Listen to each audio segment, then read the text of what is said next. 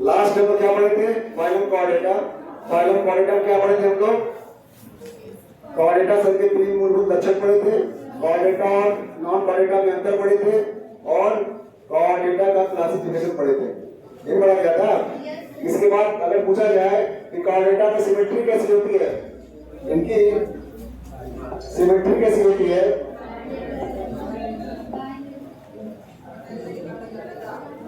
अगर इनमें सिमेट्री पूछी जाए कि इनमें सिमेट्री कैसी होती है,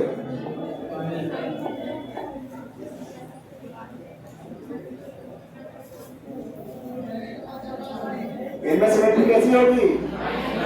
बाइलेटरल। ठीक है, इनमें सिमेट्री होगी बाइलेटरल। ठीक है, सुनिए क्या? ठीक है। अब देखो इनका जर्म लेयर कैसा होता है? ये डिप्लोप्लास्टिक होते हैं, डिप्लोप्लास्टिक होते हैं, डिप्लोप्लास्टिक होते हैं, अर्थात इनके शरीर का निर्माण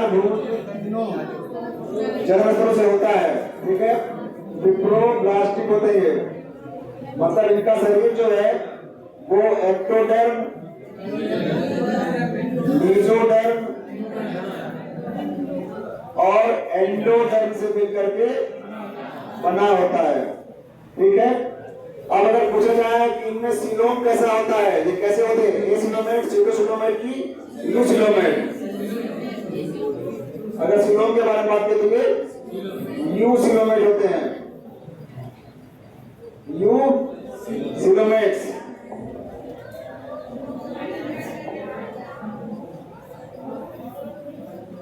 ठीक है, और अगर देखा जाए इनके शरीर का जो संगठन स्तर होता है, grade of body organisation, grade of body organisation, तो कैसा होगा इनमें? ऑर्गन सिस्टम, यानी अंग तंत्र स्तर का होता है। ठीक है, और इनका सर्क्यूलेटरी सिस्टम कैसा होता है? इनका जो परिसंचरण तंत्र होता है कैसा होता है? क्लोज टाइप होता है, बंद परिसंचरण तंत्र होता है। ठीक है, तो ये जो बेसिक कैरेक्टर है ये कॉरिडोर में पाए जाते हैं। ठीक है, अब आगे बात करते हैं। अब जो पहला ग्रुप है, पहला ग्रुप कौन सा है? कॉर्डेटा को 2 ग्रुप में डिवाइड किया गया है। कौन कौन सा? प्रोटोकॉर्डेटा और यूकॉर्डेटा। यूकॉर्डेटा को वर्टिब्रेटा भी कहते हैं और क्रेनिएटा भी कहते हैं। ठीक है, और प्रोटोकॉर्डेटा को क्या कहते हैं? एक्रेनिएटा कहते हैं। तो हम यहाँ शुरू करेंगे क्या? प्रोटोकॉर्डेटा को 2 सब फाइलम में डिवाइड किया गया है, यूरोकॉर्डेटा और सेफेलोकॉर्डेटा। ठीक है, तो यहाँ हम शुरू करते हैं यूरोकॉर्डेटा सब फाइलम, सब फाइलम यूरोकॉर्डेटा।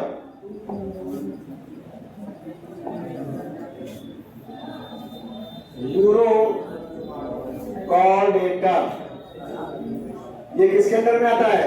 प्रोटोकॉर्डेटा के अंदर में आता है। यूरोकॉर्डेटा का नाम यूरोकॉर्डेटा क्यों पड़ा हुआ है? यहाँ पे 2 शब्द है, एक यूरो और कॉर्डा। ठीक है, यूरो का मतलब क्या होता है? यूरो का मतलब होता है टेल, और कॉर्डेटा जो शब्द है वो आ रहा है इससे कॉर्डा, कॉर्डा से, इसका मतलब होता है नोटोकॉर्ड। ठीक है, यानी पृष्ठरज्जु। इससे ये पता चलता है कि नोटोकॉर्ड इनके टेल में प्रेजेंट होता है। ठीक है, यहाँ लिखेंगे कि notochord is present in larval tail. ये लार्वा के टेल में होता है लेकिन एब्सेंट होता है एडल्ट में। तो यहाँ नीचे बताएंगे कि बट एब्सेंट इन एडल्ट। जब मैंने क्लासिफिकेशन बताया था तो मैंने वहां नीचे लिखा था कि यूरोकॉर्डेटा में जो नोटोकॉर्ड होता है वो लार्वा के टेल में प्रेजेंट होता है, ये बताया गया था ना। तो ये इससे इस शब्द से ही मतलब निकालोगे यूरो का मतलब होता है टेल, कॉर्डा मतलब होता है नोटोकॉर्ड, अर्थात नोटोकॉर्ड इनके टेल में प्रेजेंट होता है। ये यहाँ तक। अब देखो, अब बात करते हैं कि इनका हैबिटेट क्या होता है, ये कहाँ पाए जाते हैं। तो ये अगर इनका हैबिटेट देखा जाए, मतलब इसका वास स्थान, तो ये हाँ केवल और केवल समुद्री जल में पाए जाते हैं। तो यहाँ कहेंगे कि ये एक्सक्लूसिवली मैराइन होते हैं, एक्सक्लूसिवली ये मैराइन होते हैं, केवल और केवल ये समुद्री जल में पाए जाते हैं। ठीक है। और इनमें से कुछ जंतु सेडेंट्री होते हैं। सेडेंट्री मतलब ये कि वो एक जगह फिक्स होते हैं, वो मूव नहीं करते हैं, इसे कहते हैं अस्थावर हिंदी में, मतलब वो अस्थायी होते हैं। और कुछ जंतु होते हैं जो फ्री लिविंग होते हैं, अर्थात वो स्वतंत्र जीवी होते हैं, फ्री लिविंग। ठीक है। अब देखो, यूरोकॉर्डेटा में जितने भी जीव पाए जाते हैं उन सबकी बड़ी विशेषता है कि यूरोकॉर्डेटा के जंतुओं के शरीर के चारों तरफ एक सुरक्षात्मक आवरण होता है जिसे हम कहते हैं ट्यूनिक। ठीक है, जिसे हम कहते हैं ट्यूनिक या इसी को टेस्ट भी कहते हैं। ठीक है। और इसीलिए इनको ट्यूनिकेट कहा जाता है, इनको ट्यूनिकेट कहा जाता है। अब ये जो ट्यूनिक होता है ये किसका बना होता है, जो ये एक रासायनिक पदार्थ होता है उसका नाम होता है ट्यूनिसिन। और ये ट्यूनिसिन पौधों में जो सेलवाल होता है, सेलवाल किसका बना होता है, सेलुलोज का। तो सेलुलोज के समान इसकी संरचना होती है। ठीक है। ये जो है ट्यूनिसिन, ये ट्यूनिक जो होता है ट्यूनिसिन से बना होता है। और इसका जो स्ट्रक्चर होता है, इसकी जो संरचना होती है, इसका structure equal to cellulose, equal to cellulose.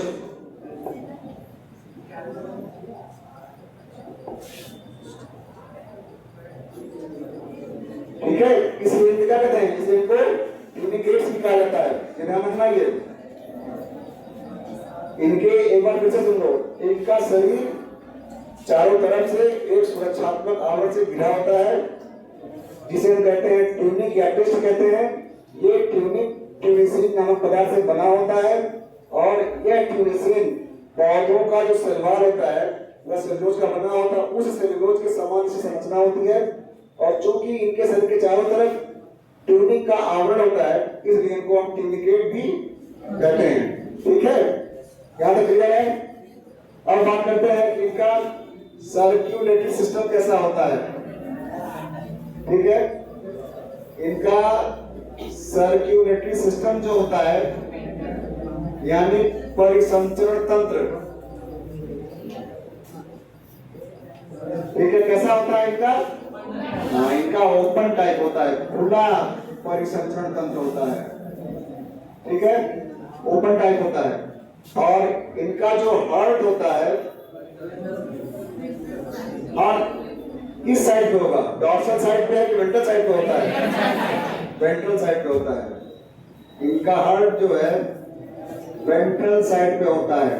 ठीक, और इनके हार्ट में दो पेस मेकर होते हैं, वेरी वेरी आईएमपी पॉइंट है ये दो पेस मेकर पाए जाते हैं। पेस मेकर क्या होता है, पेस मेकर किसे कहते हैं, हमारा जो हार्ट होता है, हार्ट में कितने चैम्बर होते हैं, 4 चैम्बर होते हैं। कौन कौन सा,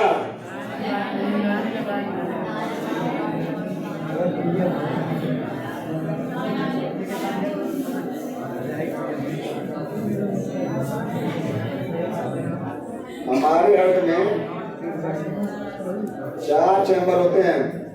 ठीक है, ये दायां लिंब, ये बायां लिंब, ये दायां लिंब है और ये बायां लिंब है। इसको बोलते हैं राइट एट्रिया, इसे बोलते हैं लेफ्ट एट्रिया, इसे बोलते हैं राइट वेंट्रिकल और इसे बोलते हैं लेफ्ट वेंट्रिकल। ठीक है, तो हमारे राइट एट्रिया में यहीं पर होता है एसए नोड। क्या होता है यहाँ पे, एसए नोड का मतलब होता है साइनो एट्रियल नोड। ठीक है, इसी को कहते हैं हमारा पेसमेकर। ये हमारी बॉडी में एक प्राकृतिक पेसमेकर होता है, नेचुरल पेसमेकर होता है। क्या काम होता है पेसमेकर का, तो पेसमेकर जो होता है हार्ट बीट की ओरिजिन करता है। हृदय के स्पंदन की उत्पत्ति यहीं से होती है और हार्ट बीट के रेट को मेंटेन करता है। तो हमारे हार्ट में सिंगल पेसमेकर होता है, एक पेसमेकर होता है। जब किसी का हार्ट बीट बहुत ज्यादा बढ़ जाता है या कम हो जाता है, उसको मेंटेन करने के लिए आर्टिफिशियल पेसमेकर लगाया जाता है। कहते हैं बाईपास सर्जरी हुई है किसी की, तो उसमें क्या करते हैं, वो पेसमेकर ही सेट करते हैं। तो इनमें ये दो पेसमेकर होता है, ये ध्यान रखना है, ये चीज इसमें इंपॉर्टेंट है, ठीक है ना। अब पेसमेकर क्या होता है, क्या करता है पेसमेकर, क्या बताओगे? हार्ट बीट की उत्पत्ति करता है, हृदय स्पंदन की उत्पत्ति होती है इसके द्वारा, और हार्ट बीट के रेट को मेंटेन करता है, मतलब हृदय स्पंदन की दर को संतुलित करता है ये, ठीक है। यहाँ तक क्लियर है? इसमें दो पेसमेकर होते हैं, ठीक। अब चलते हैं आगे। इसमें अगर इनका रेस्पिरेटरी ऑर्गन पूछा जाए क्या होता है, इनका जो श्वसन अंग होता है वो फेरेंजियल बास्केट कहते हैं उसको। क्या कहते हैं उसको? फेरेंजियल बास्केट कहते हैं। फेरेंजियल बास्केट इनका जो श्वसन अंग होता है, ठीक है। और इनमें पूछा जाता है रेस्पिरेटरी पिगमेंट क्या होता है, इनका जो श्वसन वर्णक होता है, रेस्पिरेटरी पिगमेंट, ठीक है। जैसे हम लोगों में होता है ना, हमारे शरीर में श्वसन वर्णक क्या होता है, हमारे शरीर में श्वसन वर्णक अर्थात रेस्पिरेटरी पिगमेंट हीमोग्लोबिन होता है, ठीक है। इनमें जो श्वसन वर्णक होता है, इसे क्या बोलेंगे हिंदी में? श्वसन वर्णक कहेंगे। ये होता है वैनेडियम, है ये। हम लोगों में हीमोग्लोबिन होता है, मोलस्का में हेमोसाइनिन होता है, इनमें वैनेडियम होता है। कॉम्पिटिटिव एग्जाम में ये बहुत बार पूछा है और नीट में भी ये आया हुआ है ये, ठीक है। इनका जो श्वसन वर्णक होता क्या होता है? वैनेडियम होता है। क्लियर है यहाँ पे? अब बात करते हैं कि इनका जो एक्सक्रीटरी ऑर्गन होता है, उस सर्जियन वो क्या होता है? एक्सक्रीटरी ऑर्गन अर्थात इनका उत्सर्जी अंग, उत्सर्जी अंग। तो इनका जो सर्जियन होता है वो न्यूरल ग्लैंड जो होता है, न्यूरल ग्लैंड, या होता है पाइलोरी ग्लैंड, क्या होता है नेफ्रोसाइट्स। क्या होता है? नेफ्रोसाइट। तो अलग अलग जीवों में अलग अलग प्रकार का उत्सर्जन होता है। न्यूरल ग्लैंड होता है और पाइलोरी ग्लैंड भी हो सकता है और नेफ्रोसाइट भी हो सकता है, ठीक है। यहाँ तक क्लियर है? यहाँ तक कोई दिक्कत किसी को? अब बात करते हैं इसमें इनका जो नर्वस सिस्टम होता है वो कैसा होता है, इनका तंत्र का तंत्र, इनका जो नर्वस सिस्टम होता है वो कैसा होता है? तो तंत्रिका तंत्र। मैंने कल बताया था कि कॉर्डेटा और नॉन कॉर्डेटा कैसा कैसा होता है। तो हम लोगों में कैसा होता है? सिंगल होता है, डॉर्सल होता है और ऑलो नर्व कॉर्ड होता है, ठीक है। ऑलो नर्व कॉर्ड होता है, ठीक है। लेकिन जो एडल्ट होते हैं उनमें थोड़ा सा डिफरेंस है। उनमें क्या होता है, अगर देखा जाए इन एडल्ट, ये तो बात हो रही है लार्वा की, अगर एडल्ट में देखा जाए तो एडल्ट में सिंगल होता है, डॉर्सल होता है और यहाँ पे नर्व गैंग्लियन पाए जाते हैं। ये ध्यान रखना है, यहाँ पे क्या होते हैं? नर्व गैंग्लियन होते हैं। तो इनका जो नर्वस सिस्टम होता है वो सिंगल, डॉर्सल, हालो और हालो नर्व कॉर्ड होता है। लेकिन एडल्ट में देखा जाए तो सिंगल, डॉर्सल, नर्व गैंग्लियन पाए जाते हैं। ये इसमें थोड़ा सा क्या है, डिफरेंस है। यहाँ तक क्लियर सबको? अब बात करते हैं कि इनमें जो इनका सेक्स होता है, ये यूनिसेक्सुअल होते हैं या बाइसेक्सुअल होते हैं? तो ये बाइसेक्सुअल होते हैं, ठीक है। बाइसेक्सुअल को और क्या कहते हैं? इनको इसको हर्माफ्रोडाइट भी कहते हैं, हर्माफ्रोडाइट कहते हैं, या इसी को मोनोसियस भी कहते हैं, मोनोसियस। इसका मतलब क्या होता है? सबका मतलब द्विलिंगी। ये कैसे होते हैं? ये द्विलिंगी अर्थात एक ही जीव के अंदर नर जन्मांग और मादा जन्मांग दोनों पाए जाते हैं, ठीक है ना। अब बात आती है इनमें रिप्रोडक्शन की। इनमें जन्म कैसे होता है? तो रिप्रोडक्शन तो इसमें दो तरह का होता है। एक तो होता है एसेक्सुअल यानी अलैंगिक, और एक होता है सेक्सुअल। तो एसेक्सुअल किस से होता है? तो बताओगे मुकुलन द्वारा होता है, बाई बडिंग।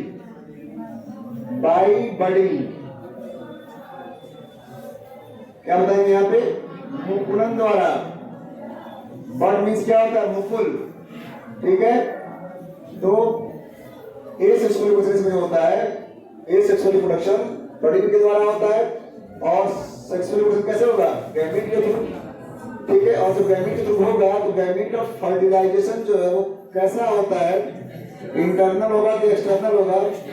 तो यहाँ पे फर्टिलाइजेशन, चूंकि ये मैराइन होते हैं, ठीक है, तो फर्टिलाइजेशन कैसा बन में? इनमें फर्टिलाइजेशन वो एक्सटर्नल होगा, वाई सिस्टम होगा इसमें, एक्सटर्नल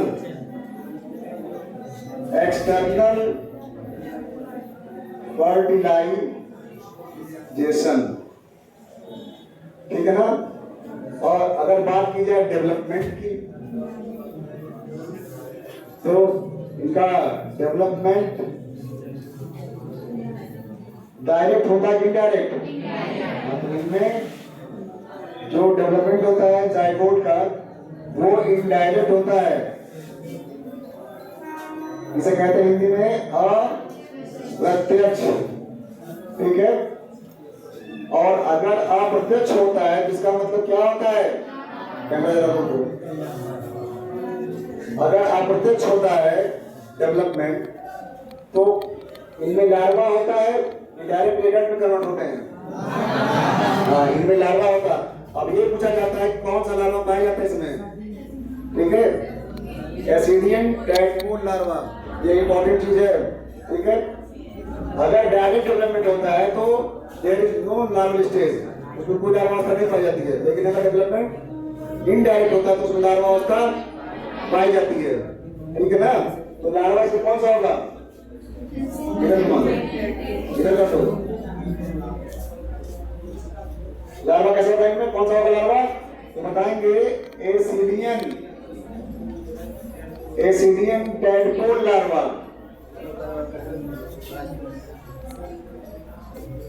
ठीक है ना। डेवलपमेंट कैसा ढंग में? इनडायरेक्ट होता है अर्थात अप्रत्यक्ष होता है। इसका मतलब ये हुआ कि पहले जाइगोट से लार्वा बनेगा, लार्वा से फिर एडल्ट का फॉर्मेशन होगा। लेकिन वो लार्वा कौन सा होता है?